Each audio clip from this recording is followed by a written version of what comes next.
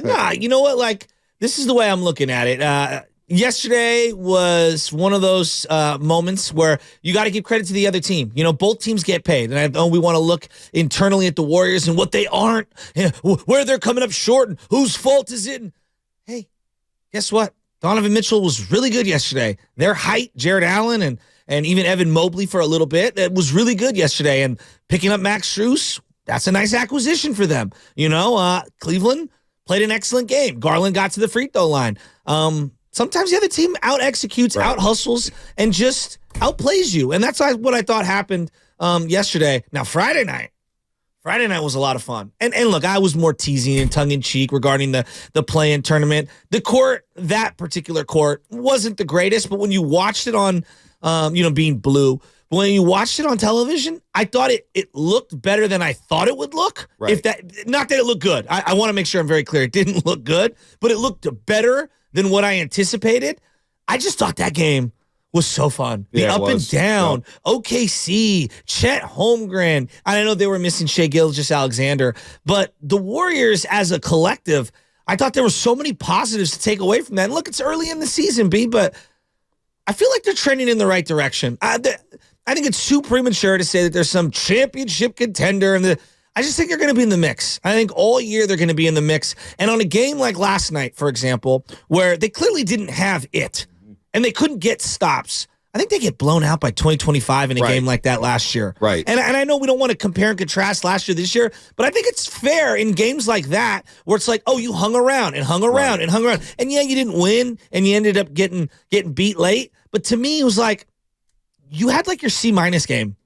And you were still there. And I thought that Cleveland was shooting the lights out. Yeah, Cleveland had a good day shooting. We'll get into it. But the second quarter's when the game flipped here. We'll get to Friday night in just a second because it was a lot of fun. That blue court, it's one of those things where if you're at the airport, right? And you're walking by, you look at the bar. That's a good point. Hey, what the hell is that? Blue court. You're going to stop to see what's going on. You're channel surfing. You go through your guide, and you're like, let me click on this. Warriors and Thunder. And you see the blue court, like, this is interesting. So the NBA pulled out all the stops when it came to the in-season tournament. LL Cool J with the Mama's Gonna Knock You Out remix with the Roots. And that was pretty cool. They did everything they have to, and they're putting a lot of money into this tournament. So, look, man, for one game, the intensity, would it have been different had it not been an in-season tournament?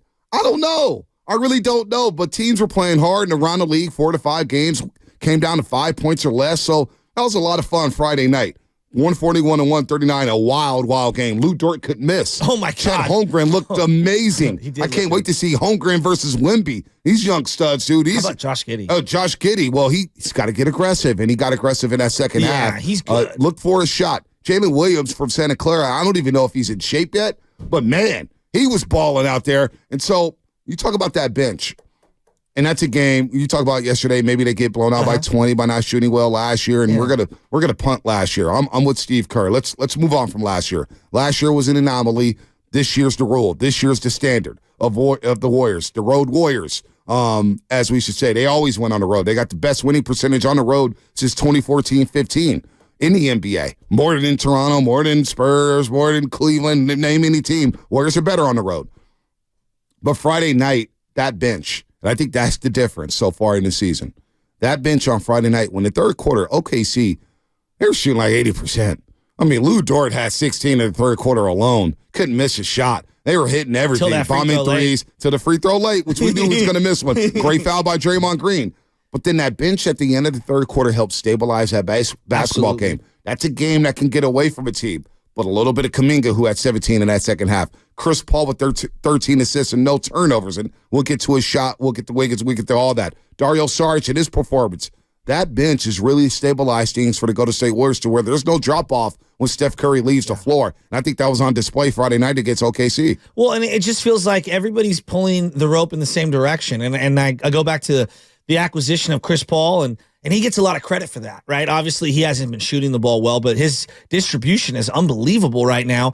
And then I look at someone like Klay Thompson. You know, I was just going through all the numbers and looking at certain guys, and obviously everybody's excited with Kuminga, and he's been up and down, right? Because he's had some halves that aren't great, but then he's rebounded and finished games strong. Moses Moody has uptick in his usage. I just look at Klay Thompson, and although the minute allocation is very similar, he's just more efficient. You know, and being more efficient by a couple of shots is the difference for this team in winning and losing because of a one possession game Friday night. And I think that he's taken on different roles where it feels like to me, just the eye test as well as the data backing it up, he's taking more of those 2-point attempts and not taking some of those bad 3-point shots early in the shot clock. I really think he deserves a lot of credit there. And then defensively, yesterday, I know that Evan Mobley made a couple of nice plays around the basket. Yeah, he failed to box out on one late in the game. No, I thought Klay played admirably against the bigs. Yeah, but there's a couple times he didn't box out. Look, that's a tough spot. They go small. Evan Mobley's a load. He is a load. He had like 15 rebounds? 16 rebounds last night. And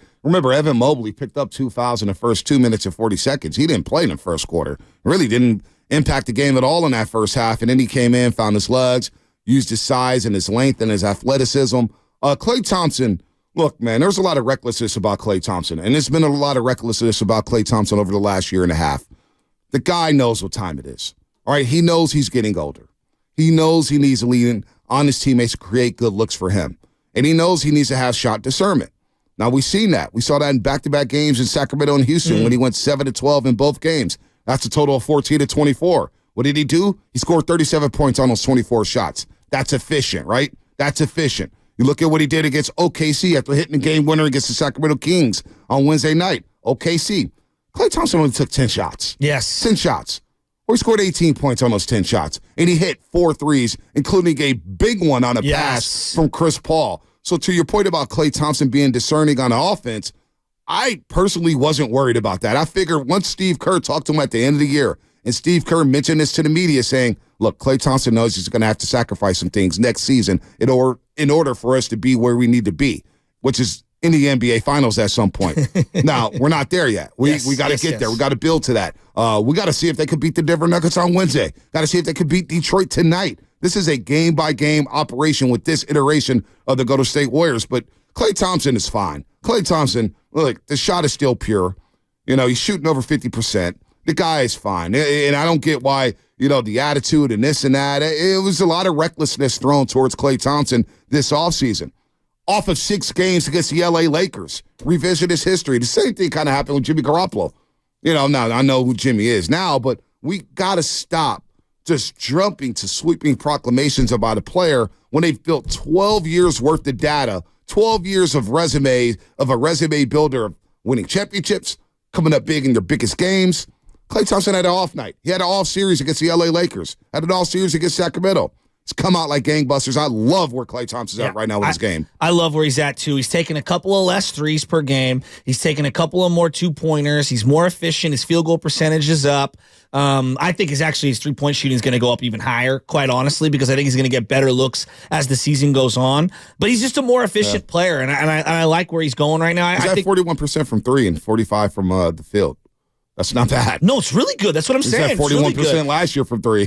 You know, but I'm looking at it and I'm saying to myself, like, you know, I think everybody's always looking for a scapegoat, which is unfair. It feels like the modern sports game. It's like, you know, whose fault is why we lost, right? We're always doing this game. And right now it feels like Andrew Wiggins tends to be the one that everybody's pointing their kind of frustration at. And I think it's a little off base right now because Klay's more efficient. He's taking, like I said, less shots and scoring at the same clip, if not better, than before. And then I look at like what the other guys are doing. GP2, his scoring is up a little, right? His minutes are about the same. Kuminga is a more efficient player and a better player. Moses Moody is as well. So I don't think you're going to, and Draymond Green also is actually attacking the hoop, taking more free throws, scoring more points. It feels like the floor is opening up for him. So not everyone is going to be humming at their same normal historical rate at all times. And I think if you take a couple of less shots with Klay and Wiggins takes a couple of less shots and Kuminga and Moody take a couple of more shots, things are balancing themselves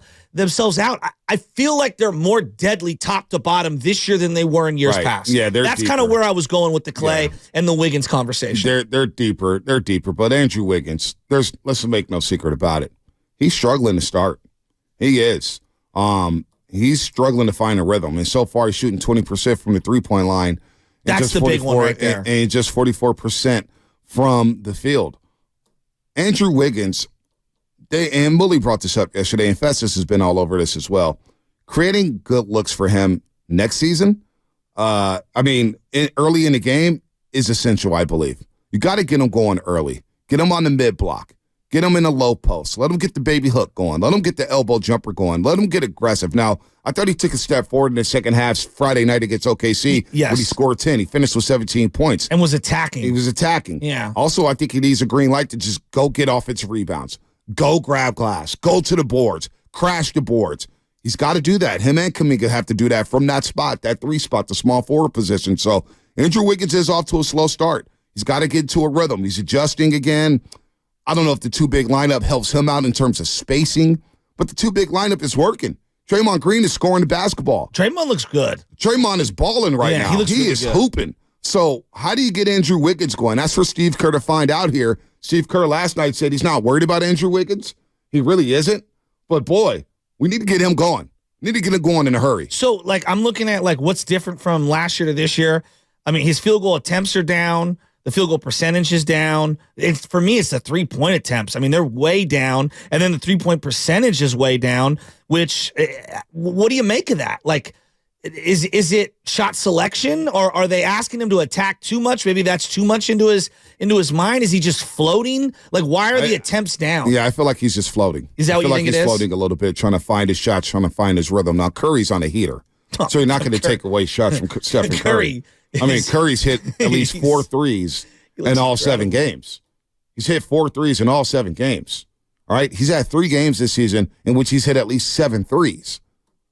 And then the buzzer beater on Friday, or I guess technically not a buzzer beater because it was 0.2 left on the clock. Stupid. But this whole thing that Steph is not clutch. We had a graphic yesterday on NBC Sports Bay Area on a pregame show. Most clutch baskets, most game winners since 2012, 2013. Guess who it is? It's Stephen Curry.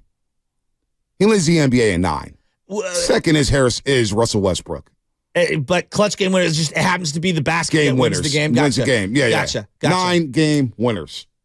So this whole thing with making a shot with 5 seconds or less. Is that not clutch? The backyard. This whole thing that I don't know where it came from. I don't know why it pops up all the time. Somebody hit me. Hey, man, Steph Curry's still on clutch. Blah, blah, blah. What? What are you talking about? Watch the game. Well, I mean, Curry looks fantastic right now. And obviously, I think that, Chris Paul taking all the headlines and all of the adoration and kind of the talking points nationally has allowed Steph Curry to just be himself and kind of fly under the radar. And you look at him, he's better than ever. I mean, Bonte, what's the area of his game where you see slippage? Steph Curry? None. I mean, he's at the top of his game.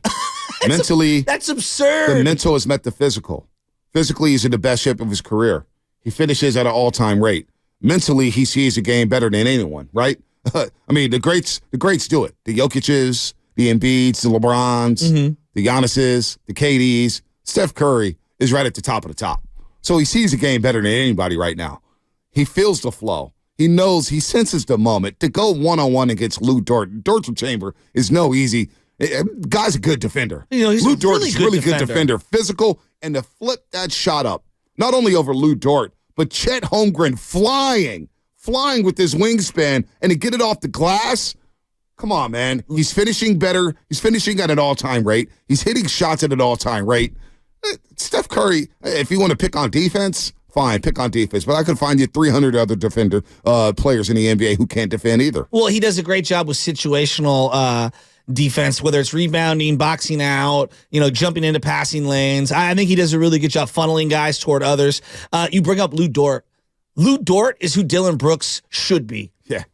Dillon Brooks quietly is having to a good start. No, I know, but without the theatrics, did you see him? All the other stuff. Did you see him blowing kisses to the Sacramento Kings bench? I guess that's what makes him Dillon Brooks, though. I mean, that's what makes him Dillon Brooks. Lou Dort was having the game of his life on Friday night. And then he missed 1 or 2 free throws, gave the Warriors a shot, and Steph Curry took advantage of it. But Dillon, look, hey, Sacramento, better get Fox back quickly. Kuminga also is a guy that I'm looking at here, and kind of heading into the season, and this is why I'm not outraged. I'm really happy with where the Warriors are at. Kuminga and Moody, right? We all wanted them to take this step forward. Well, between the Draymond, Wiggins, Clay triumvirate, somebody had to take a slight step back, whether it be production-wise, shot selection-wise, maybe minute allocation. And right now you're looking at GP2, Kuminga, and Moody all playing a lot and taking steps forward.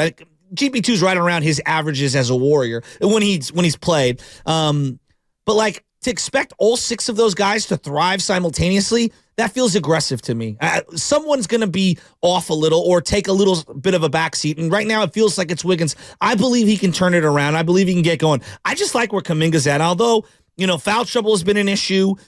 Missing shots has been an issue. He had a big 3 yesterday that even though, they cut it close. And I just think he's playing a good floor game right now. And although the rebound numbers aren't where I want them to be, if you watch the game, he's around the rim. Yep. He's boxing out. He's doing a lot of the small things. I really like where Kuminga's at. I love where Moses Moody's at right now. They're both very good players.